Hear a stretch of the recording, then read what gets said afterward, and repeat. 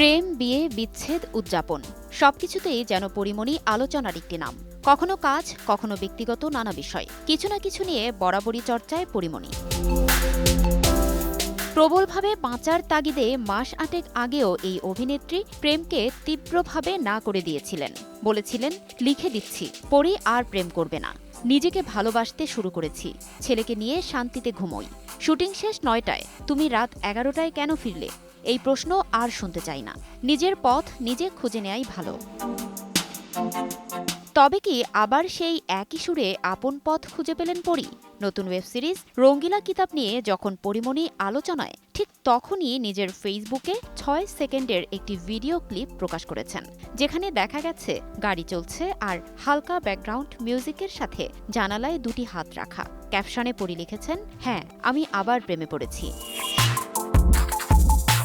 পরিমণির এমন পোস্ট দেখে মন্তব্য করেছেন ভক্ত, শুভাকাঙ্ক্ষী ও প্রিয়জনেরা। লিখেছেন, ভালোবাসা সুন্দর।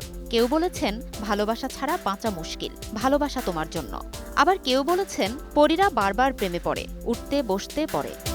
40% বেশি গ্লো, বিশ্বের ১ নম্বর গ্লো ক্রিম, নতুন গ্লো এন্ড লাভলি। তবে পরিমণির নতুন প্রেমিক নিয়ে এখনো ধোঁয়াশা। তিনি বিনোদন জগতের কেউ, ব্যবসায়ী কিংবা লেখালেখি জগতের সঙ্গে জড়িত থাকতে পারেন বলে কাছের মানুষের ধারণা। তবে নতুন এই প্রেমিক কে, কিংবা তিনি আদৌ সত্যিই কারো প্রেমে পড়েছেন কিনা, সে ব্যাপারে কিছুই জানাননি। শামসুন নাহার স্মৃতি নামে বেড়ে উঠলেও সে নাম বিস্মৃতির আড়ালে হারিয়ে পরিমণি নামেই এ অভিনেত্রী এখন দুই বাংলার পরিচিত মুখ। সিঙ্গেল মাদার হয়ে সন্তানদের নিয়ে পুরো একটা বিরুদ্ধ পরিবেশের বিপরীতে একা দাঁড়িয়ে কিভাবে নিজের ইচ্ছা ও স্বপ্ন পূরণ করতে হয়, তার জন্য মরিয়া এ অভিনেত্রী।